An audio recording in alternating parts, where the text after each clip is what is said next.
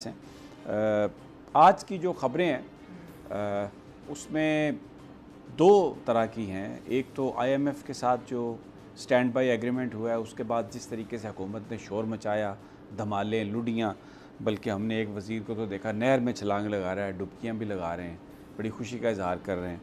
तो एक दफ़ा तो मैं भी ये समझने पर मजबूर हो गया कि ये कोई बहुत बड़ा हमें को पाकिस्तान को अनमोल तोहफ़ा मिल गया।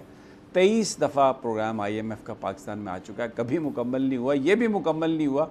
और जहाँ पर भी आईएमएफ गया उसने उड़ा के रख दिए वहाँ की इकॉनमी और करेंसी को। लेकिन यहाँ पर हमारा अगर मीडिया में देखूँ तो सारे दिन से एक शोर मचा हुआ है। आज सुबह स्टॉक मार्केट का शोर भी मचा दिया गया। इंटर बैंक यानी बैंक बंद हैं, डॉलर के रेट को इसहाक डार साहब ने एक ट्वीट कर दिया कि जी वो 270 पे अवेलेबल है। मैंने ख़ुद मार्केट में फ़ोन किया कि यार $100 चाहिए, तो कोई बंदा 282-83 से कम पे बात नहीं कर रहा था। लेकिन वो जो वज़ीर ख़जाना साहब और उनके हवारी और वो जो लोग साथ हैं उनके धमालें डाल रहे हैं, लुडियाँ डाल रहे हैं कि जनाब पता नहीं पाकिस्तान ने क्या मार्का मार लिया। तो एक तो ये स्टोरी है, इस पर डॉक्टर सलमान शाह साहब हमारे साथ होंगे, उनसे बात करेंगे कि ये एक IMF जहाँ पर भी गया है ना वहाँ पर ग्रोथ तेज़ होती है, ना वहाँ पर बेरोज़गारी ख़त्म होती है, ना करेंसी जो है उस मुल्क की वो बेहतर होती है। तो ये क्यों हम इतना वावेला मचा रहे हैं, बेवकूफ़ किसको बना रहे हैं?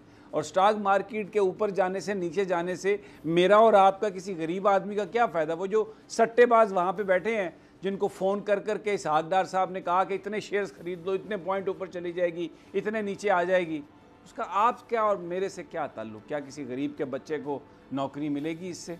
ये एक तो हम ये है। दूसरा पॉलिटिकल जो एक्टिविटी है वो नवाज़ शरीफ साहब अब दुबई से सऊदी अरब जा रहे हैं। पहले ये ख़बरें आई थी कि वो दुबई से लंदन वापस चले जाएंगे। अब ये पता चला है कि वो 2 हफ़्ते रुकेंगे वहाँ पर और बड़ी अहम मुलाकातें तय हैं। फिर समझ नहीं आ रही कि अगर तय हैं तो 2 हफ़्ते क्या करेंगे वहाँ पर।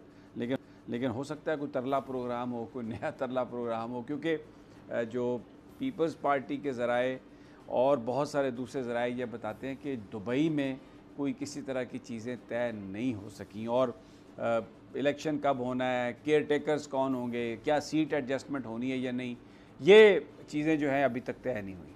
लेकिन अभी उधर तो तय नहीं हुई, अब एक नया एक कटा खुल गया है। वो ये है कि अलीम खान साहब ने ये ऐलान कर दिया कि जहांगीर तरीन साहब हमारे वज़ारत उज़्मा के उम्मीदवार होंगे।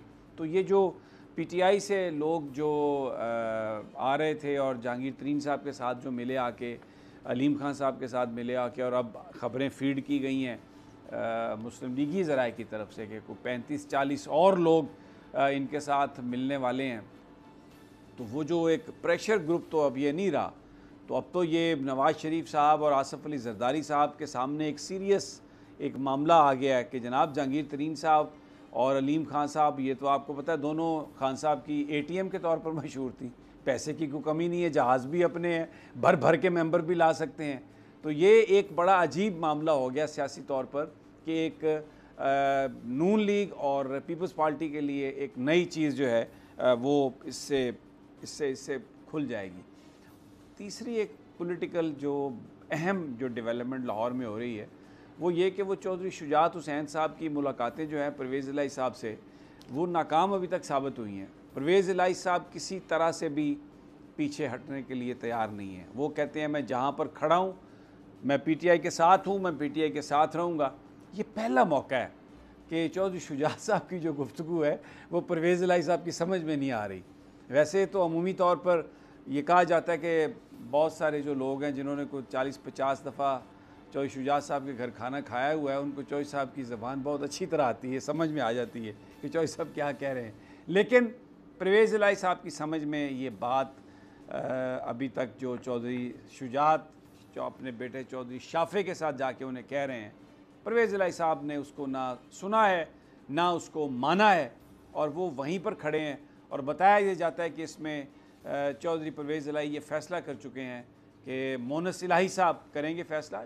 जहाँ पर रखा गया चौधरी साहब को वो कोई इतनी आसान जगह नहीं है।